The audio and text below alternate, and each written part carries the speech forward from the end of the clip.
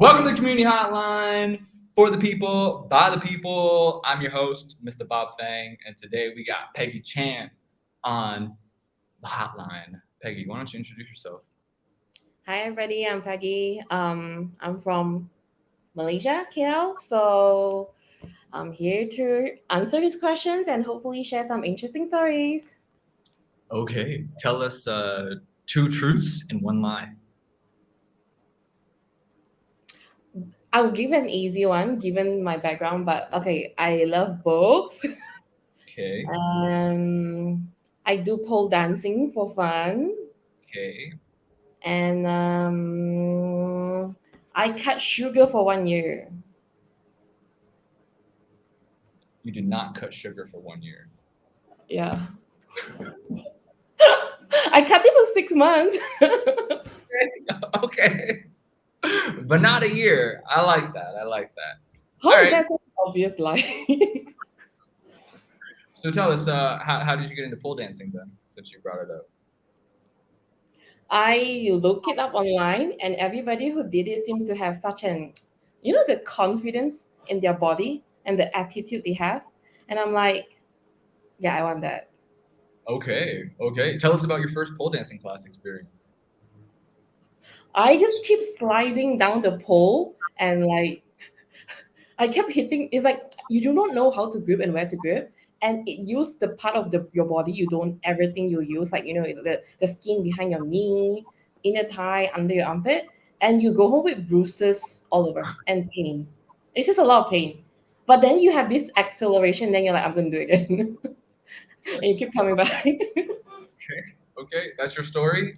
You go to your first class, you get bruises, and then you're like, yeah, got it. What any tips on women or girls who want to join pole dancing? Any I guess misconceptions or how would they get started? So a lot of people, I think they like it. It looks interesting and stuff like that. But one big thing that stops people is that that's two. One is that it will need you to be crazy fit to do it. Second is that it's always associated with nightclubs and especially when in Asia, right? Indecent activity. It's not suitable for decent women, or if you have a proper job, it's not going to affect your reputation or your job or your marriage. Well, do not care what other people think because you have to live your life. I can't tell you if the misconception is true or not, but you just have to choose one day as a woman in Asia. Just have to choose that one day what you want is more important than what other people want for you and do it. The end. Okay, okay. Did you get shamed? Did your mom shame you? Did your Yes. Obviously, I'm a Chinese. Your name it, mom, grandma. Do you need they to all throw in know? They all aunties? know? They know you do pole dancing? Yeah, I send it in the group. I send it in the family WhatsApp group, so everybody know it from me, and not from some auntie who browsed my Facebook. Yeah, I send it in the group. And what do they say? What did your mom say? No, they would they because I'm a very tough person, so they don't dare to be too direct. They just go with like, oh, what did your husband say? I'm like, nothing. What did your student say? Nothing. What? How long do you want to do this? Um, are you not done yet? I just started. They're like, oh, is this good for your body?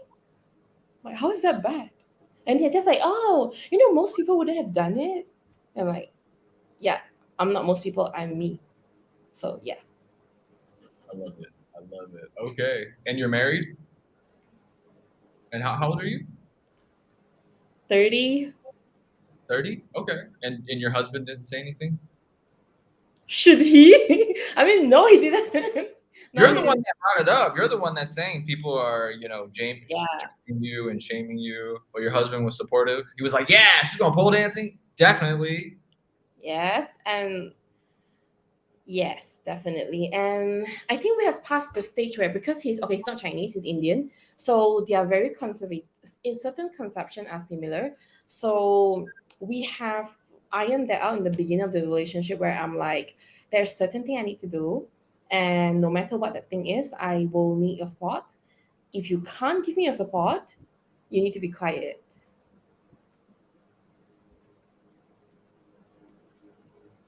for the future. There we go, guys. There we go. Okay. Was there a lot of conflict when your parents found out that you were dating an Indian guy? Oh my god. You know it. Tell us the story. Tell us that story first before we get started. We all know it's like, how dare you bring shame to the household? You date an Indian? How dare you? How am I supposed to tell the relative? How am I? What about the reputation of the household? I didn't know we have a reputation to uphold. You get what I mean? Like, you never knew you have shit like that to do, and then all of a sudden you do something, and they're like, "What about the reputation of the household? What would the relatives say? How can we ever go to any function? How you're never going to make it in life? Like, you just like lower now, like you're marrying a non-Chinese, and a non-Chinese that's not white, you get what I mean? You're like non-Chinese and non-Chinese that's darker skin. They're like, you Crazy. don't care about the reputation of the household, you don't care about us. I'm like, right. Right. Okay. Was there like a defining moment that, the conflict was resolved, or is it still conflict to this day? I think the defining moment was, Chinese New Year is very important for us. And one Chinese New Year, because we dated young, like when I was 19, so the conflict started really young. So one time I think second or third year in dating, and my mom was just saying that, you know what, if you're still dating him or if you plan on bringing him back, you don't come back from Chinese for Chinese New Year. It's a threat, they want you to come back, of course, but they want to force you to back down. And then I'm just like, yeah, I don't have to come back, it's fine. And I didn't go back. I didn't go back. I just didn't go back. And then the next year, and she's like, oh, the relative are asking, why didn't you come back? It's not like you're married. Why are you not back here? And I'm like, but you told me not to come back if I'm still dating him. Like, I take your word for it. And she's like, she can't, she's like, she cannot deal with another year without me, not married and not here. She can't deal with the relative pretty much. And she's like, but she didn't want to like give in so easily because you're the daughter. And she's just like, well, you can do whatever you want, but just come back for one day or two. And then I'm like, so doing whatever I want means I come back or I don't come back? Do I date him or do I not date him? And she's like, I don't know, just bring him back if you really want, but nobody knows what, because my family mainly is like they speak Mandarin. So they're like, nobody will know what to say to him because it's the language barrier there. Does he even know how to use chopstick, stuff like that? And like, yeah, then we are not going back. So the second year I didn't go back to. The third year they were a lot nicer. The third year, they were a lot nicer. I waited till they were a lot nicer. Call their bluff. I like that. You know what? Let's start with the first topic. Let's just start with money, love first. All right. Tell us. Let's just go right into it. What are the top three, defining moments in your life, and how do they impact you? As in the top three moment that made me feel love. Sure, you can choose in the realm of love. Or just a top three moment that make me feel like just human, great, and everything. My top three moment in life. Yeah, let's however you want to take it. You can use it in love, or you can just do your top three defining moments in life in general, Hmm. just to get a If it's base. not okay, so if it's just about love, I would say the top one defining moment is not a pretty story, quite like a tough hardship thing. So my dad sort of ran away when I was in college. He had to, okay? He was in debt. So that was defining because I have three younger sisters, one mother, one aging grandmother. So that was when I decided that you can either choose to grow up, take on, just I don't know, do whatever needed to be done, take care of the family, make sure it doesn't, because I know what happened when nobody rise up. You get what I mean? When nobody rise up, situation like this happen, the family just somehow break down. Everybody go their own way, or my sisters are too young to go through that. I feel I just at that moment I think it was my top defining moment because at that moment I had to decide that do I rise up to the occasion and be the person I'm not supposed to be, because I'm not supposed to be providing for the household. I'm not really supposed to be raising the sisters. But right now, there's no choice. You either do it and make sure everybody stay alive, stay safe, went through life, and your sister don't go through bullshit like a completely broken down family, or you live life. You get what I mean? Live life, be a young adult, be carefree, do earn enough for yourself, let them handle themselves. They can split and go back to wherever village they want to go back, and wherever they want. You can just, it's like the two choices. One is live your carefree life, be a young adult. One is be the parent of the house and grow up.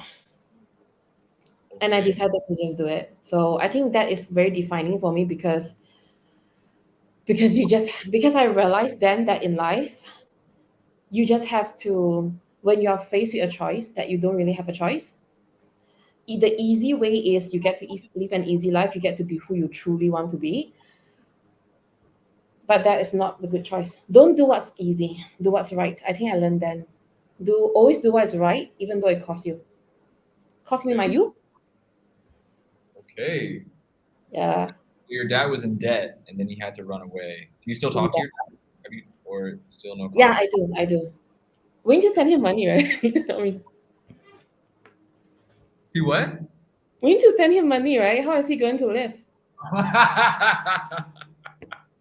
Right. I mean, Got it. So you had to step up when your dad had to go away because he was in debt troubles. What was it? Was there like the government was after him, or gangsters were after him? What, he borrowed money, or what happened? mainly gangsters. Got So it. my entire family actually have to shift here. So they had to sell off the family home and everything. So they had nothing. Pretty much I just have to make sure by the time they reach here there's a house, there's schools, new schools for my sisters. Like, it's just everything. Just starting an entire family from scratch here. Wow. So you were already in KL, and then your parents were in JB, and then your dad had to Yeah. run, and then Yeah. your parents had to sell everything, and then Move here, yeah. move here with you while you were in school. I luckily I just finished school like a few months ago, so I was already working because I had an inkling, they don't parents don't tell you stuff, but you sort of know. So I was already working like crazy. Like I Got was it. already working like crazy. Yeah, Got it. And how old were you when this happened? 21. 21. 21, having to step up, raise three kids, and your mom and your grandma. It's great. That's a lot of mouths to feed. Got it. Cool. Thank you. Two more. I wanted to say something happy, then I'm like, what is the honest answer, right? So the second defining moment is probably when I realized that nobody is going to step up for you if you don't do it for yourself. Because same stuff, even though okay, so I've done shit for the family, but for them it's not enough. So it really is not enough. I mean, Tell the story. because they will demand stuff like, why can't you give us, but why do you still have a life, why do you still want to go out with your friends? Actually, not much time, I can't even go out with my friends much, but for them they're like, but why do you still go out with your friend like once a month, like why can't you give, like, other people's children give their parents, like they'll tell you other people's children earn 2,000 and give the house like 1,009. Like, why don't you do the same? Like, why can't you do it? Yeah, I mean, like, why can't you give us more? Why can't you sacrifice everything? And to a point, shoot, my mom was telling my younger sisters that they don't actually have to study that hard because I will pay for their college. And then I was just like, no, no, this shit has to stop. So it's like I had to sit my sisters down because they weren't studying. Because for them, they believe what my mom say. Because my mom was like, oh, trust me, I have your sister under my control. She'll pay for your college. And then I was just trying to survive, like to provide for them and survive and not get into so much conflict with my mom, because my mom was like just just trying to keep the peace in the household. Because when my mom get angry, she get angry at everybody for like weeks. And it doesn't stop. Really, and it doesn't stop. And it's like she will scream and yell at everybody for no reason for weeks. And it doesn't stop. It's not great for anybody. So I was trying to avoid that conflict because I don't want that to happen. Then eventually I reached a point I realized that I'm paying for everything in this house, but my sisters hate me because they think because I don't give them money for, like, let's say, to go out with their friends, or because I say I won't pay for their college. And my mom think I'm ungrateful because she raised me and I'm not giving her all my money. Everybody just think I'm such a shit person. But like, though I am the one keeping everybody like alive, you know what I mean? So it's like it reached a point I don't see you laughing. It reached a point I'm just thinking to myself that I was just I felt very shit lah about the whole thing. And then it reached a point I was thinking to myself like, if I don't stand up and speak for what I actually think, in a while I won't have a life. Like, I just will not have anything left for me. Like, no life, nothing, and I'll just be like a machine providing for this house and giving in to their wills, like a very strong matriarchal family. So I think the second very defining moment was when I just step up to my mom and I say no. And I say no, this is what I'm going to give you every month at the date, and anything more, no. You want your kid to get a rebonding, your other kid to get rebonding to get their hair done, you try to find the money. You can't tell me that my kids need her rebonding done, so you need to cough out more. I can't. The truth is not even my kid, so no. She has food on the table, good enough. Like, there was so much bullshit. I think when you set boundaries in a household that is okay. I think when you set boundaries in a household that is not used to setting boundaries, I mean Asian and stuff like that, they get there's a lot of flashbacks and everything and all this thing. So I think I learned there and then that the harder they push back, the more needed that boundary is. So that's my second defining moment. And how old are your sisters? The second one was only 2 years younger. She didn't give me much problem. The third one was 15, like 9 years younger. So that time she was probably 14. Okay, And then the youngest was 15 years younger. So that time she's probably eight. Eight, got it. I guess. Are they all working now, or it's still just you providing and they're not working? The second one is working now. I make sure she finished college because I think she's that kind of person that can't get a job without a degree. Her social skill is quite lacking, bro. I think she need some people need the education. Like, she needed it. So she went to work after she's done with her degree. The third one just started college. The last one is finishing high school. And my mom started working, so it's better now. Okay, okay, all right. Yeah. Okay. So the first one, growing up. Second Second one, one, boundaries. boundaries. Third one, Third one is a happy one, I think. Third one is where because of everything, it's kind of hard for me to open up to people because I was really young. People my age don't go through this. They don't know what it's like. It's it's hard to know what people are going through if you are not going through it or you have not been, and it's easy to judge. Like, okay, why are you always so like tired? Why are you always so like not happy? When you're 21, everybody is happy. Everybody is always happy. I don't know. They're just always happy. They're like, why are you not happy? Why are you not always out? You just I'm just not young people. And then there's just a lot of things, and I could not open up to people for the longest time until probably last year. Wow, that's a really long time. Yeah, until probably last year, where I was speaking to a friend, and she just asked me. She's like, "Did you are you in a better place now? Because you seem much more vulnerable and happier." And then I'm like, was I very close up and defensive? She said no. She said, but you just always seem to be trying to hold up, as in you always seem to just hold up a really strong front, as in you've like, so it's hard to ask you a question because you will always tell us you're fine and you're good and everything's well. You always try to keep a strong front, but so it's hard for us to access you and ask you a question. But as in right now, when we ask you, you are actually vulnerable enough to tell us when you're not okay. And and she said she really appreciated it. And I think I nearly cried. I was like, so sometimes it's not that, maybe in the beginning, like 5 years, 6 years, 10 years back, it was really that case where people didn't want to know and they could not understand. But now everybody is going to their 30s, So they have been through some sort of life. So I'm sure we are all on a more equal wavelength now. So I felt like at that moment, I felt like I didn't have to do this all, I didn't have to do life all alone. Like I didn't have to like anymore. There will be support if I'm willing to speak. There will be people who are willing to listen, and I can be vulnerable without being judged. And I can be vulnerable and be myself and say I'm not okay, but people will be okay with me not being okay. I think it made me feel so safe. Like I can be vulnerable. Great, great. Feeling vulnerable last year.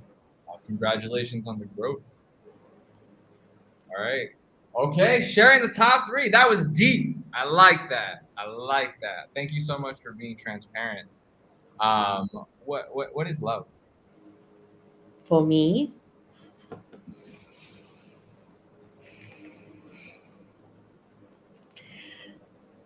as of my most recent thoughts, I think to love is to be able to let go and trust that things will work out. Because of what happened to me, I used to be very, I wanted things close to me. Like if I appreciate you, I appreciate things, I appreciate if you're important to me, I would like to, I do keep it under control, but I always have this panicky feeling when something go like out of my control.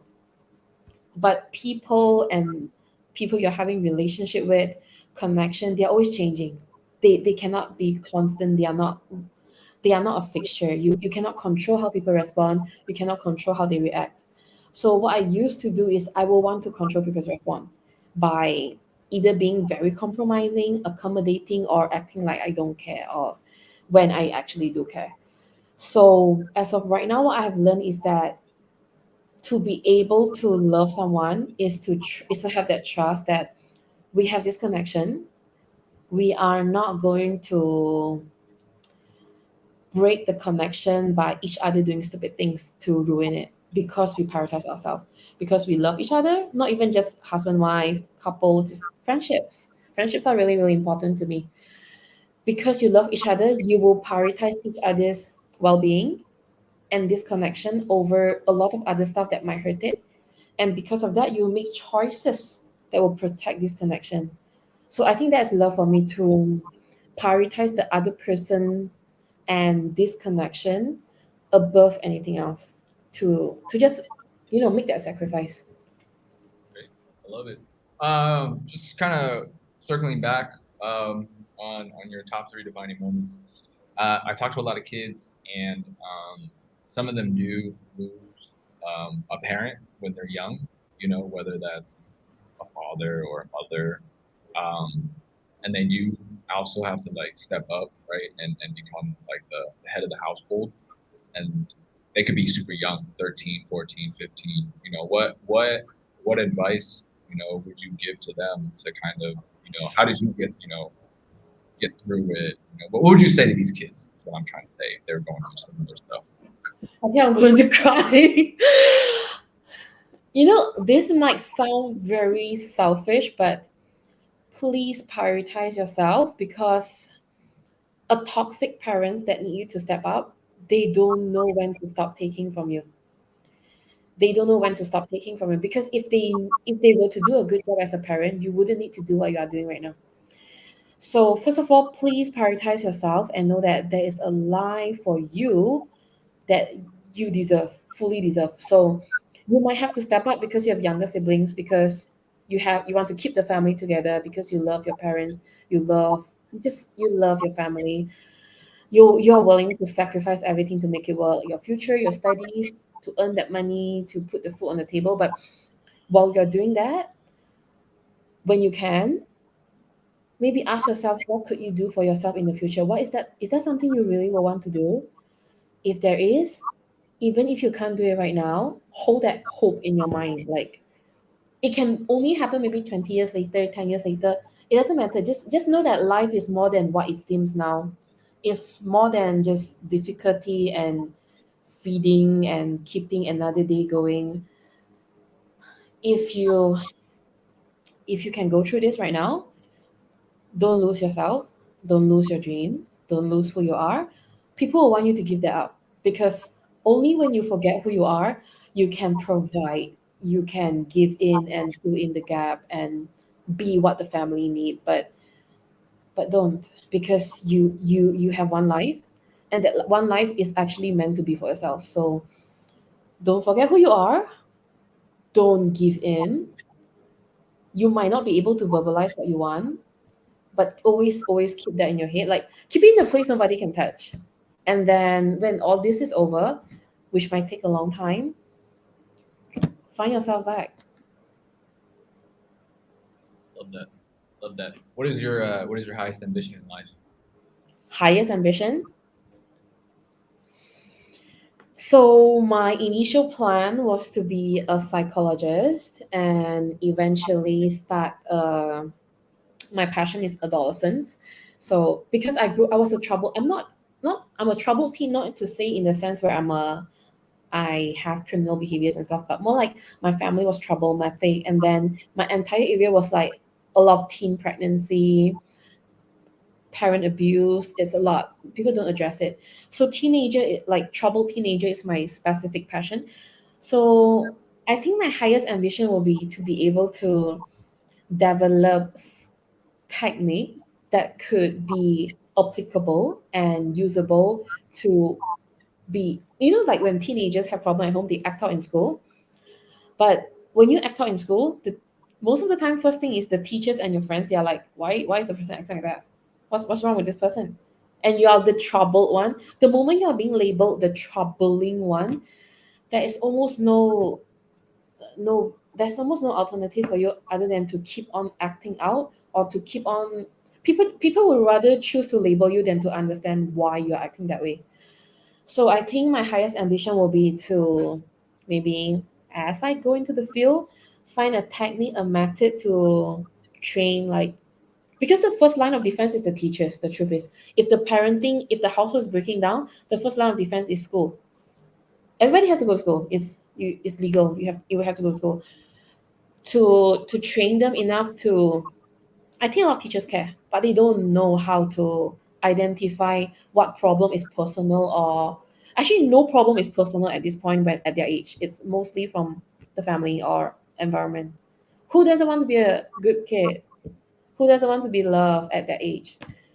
It's to train them, like it's a very convenient, hopefully it's convenient because teachers are busy, a convenient, useful technique where they can identify and help them. Even if they can't help them, refer them to a resource that could. I mean, we don't really have that kind of resource here right now because it's we don't have the kind of fun. I don't know what happened to this country, anyways, to all the world. But but hopefully, maybe my highest ambition could be to be a provider of these resources, Okay. because if they could grow up, if they could get love and not rehome in the sense of they move out, but if they could get love outside of their house, I think that is a much higher fighting chance for them to grow up healthy. Love that. I agree. 100%. Did you have a teen pregnancy? Oh, myself. Yeah. Okay. No, I mean you brought it up, so I was just asking. Oh, I brought it up because my entire area is like, you will see at least like 10, 15, I don't know, 2 months, every 2 months, every 3 months. The rate Teen is high. pregnancy. Yeah, teen pregnancy, the rate is high. Oh. And what area are you? Like I'm from Jersey, but okay, it's Ulutiram. It's just a place where back then when I was studying, it's full of gangsterism. People will bring, parang, it's like a long knife. They'll bring it to school to chop people up from different gangs. It's that kind of place. And where is this? In KL? No, in JB. Oh, okay. JB There's is the criminal town, sort of. Yeah. We is have a it? saying. Yes, we have a saying, actually, not now anymore, but back then we have a saying. If you have not been robbed before, are you really a Johorian? I love it. I love it. All right. Speaking of Rob, let's get into money. Tell us, what is money?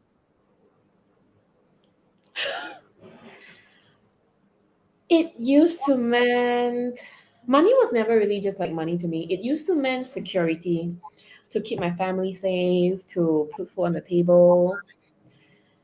and then it evolved and became security to as a measure of protection to protect the reality from getting to me, because the richer you are, the more money you have, the least likely common trouble will trouble you. You know, like people like, oh, I don't have money for surgery. If you have the money, then that's not an issue. I don't want to go for body checkup. What if I am sick? I don't have money to treat myself. Then if you have money, that won't be a problem. But then recently money has become more like a, how do I say it? More like a, how do I say it? More like something to utilize.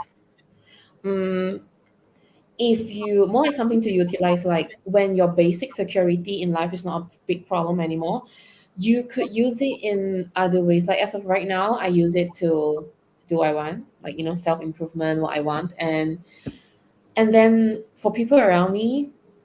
So some charity, okay, I'm not that kind of a charity person, but because of what I've been through, I legit cannot see people around me if they are about to, like friends, like not everybody's starting to have babies now, so financial a bit tighter. So if I see that there's beginning to have some huge problem, I'm very sensitive with financial problems.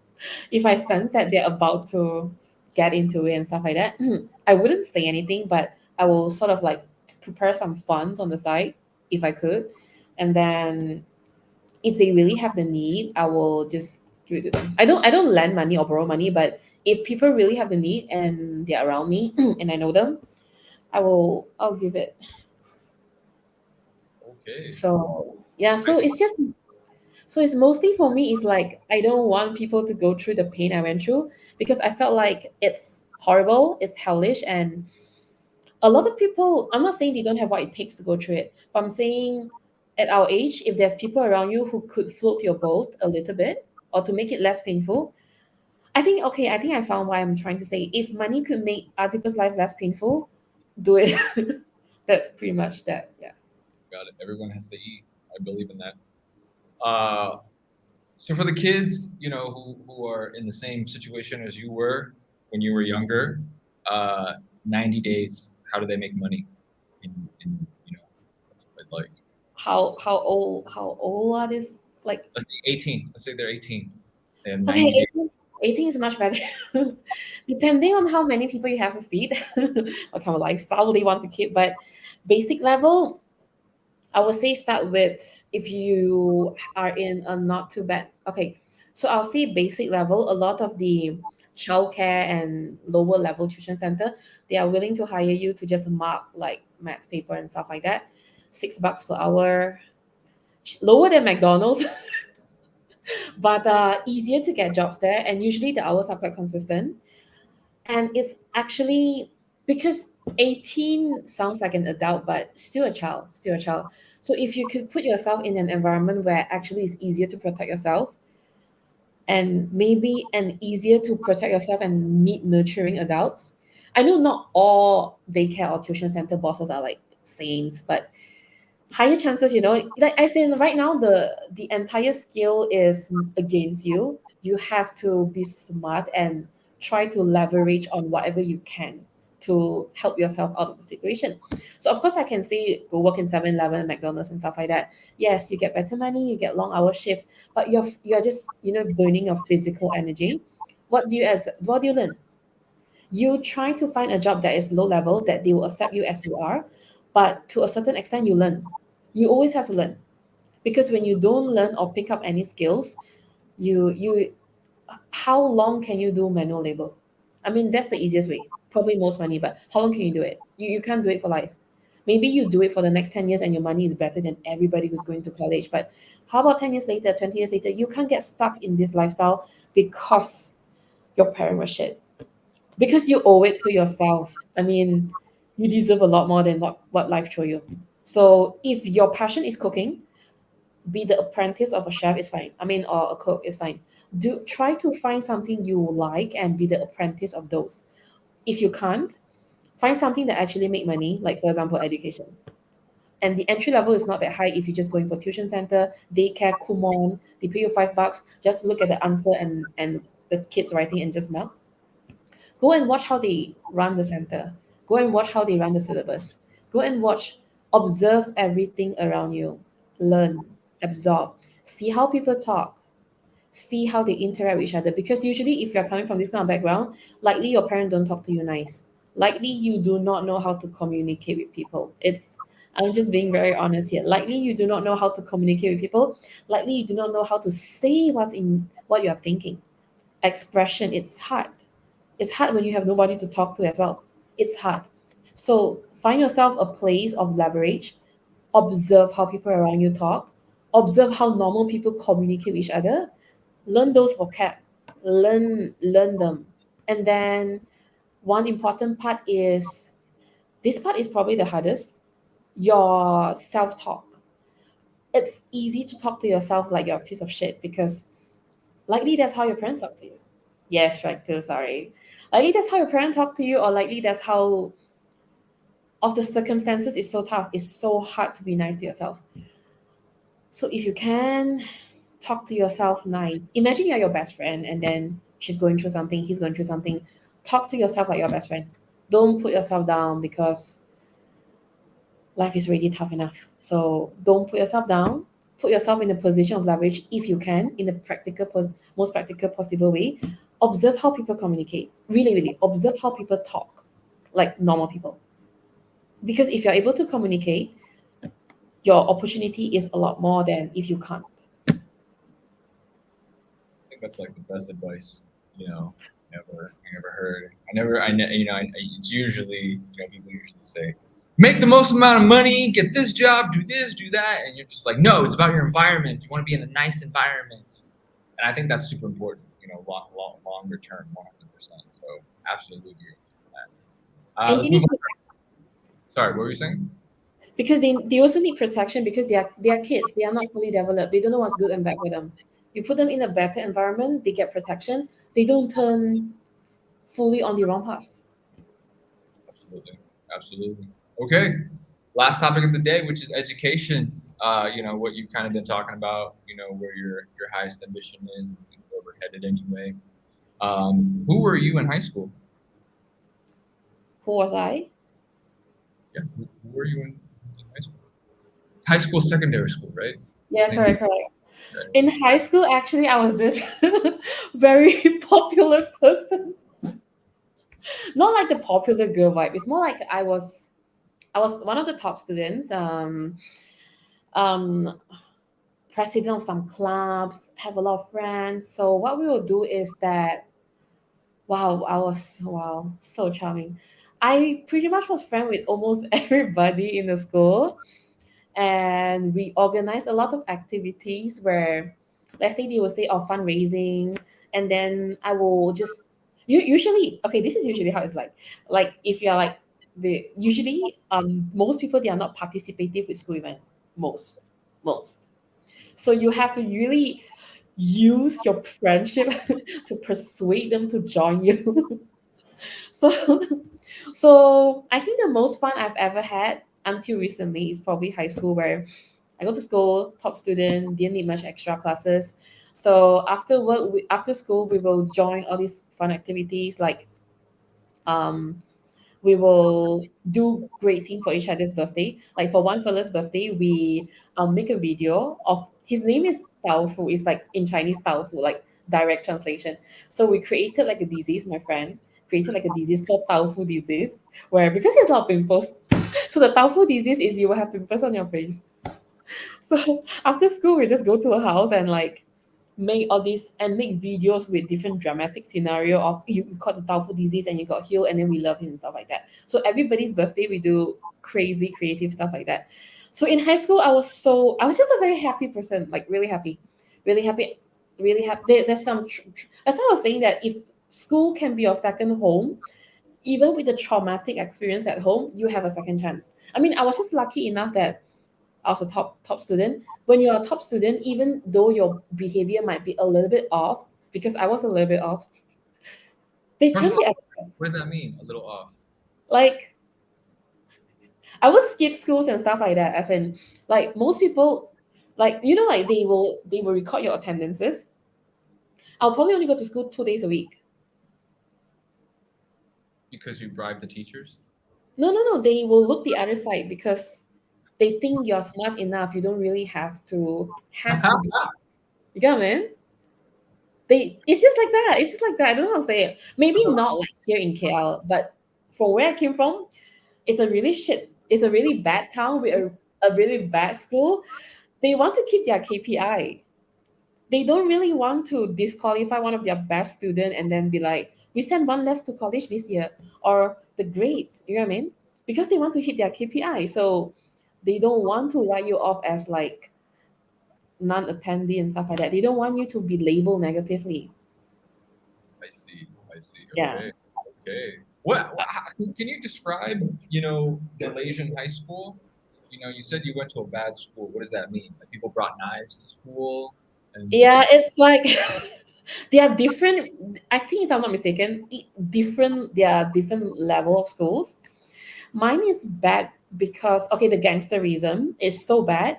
The chief police officer adopted our school. Every Friday, he will come with all the police and say that anytime any of your teacher call me, I'm coming here with a full team and arrest you. That's like every Friday. and That's all people every Friday.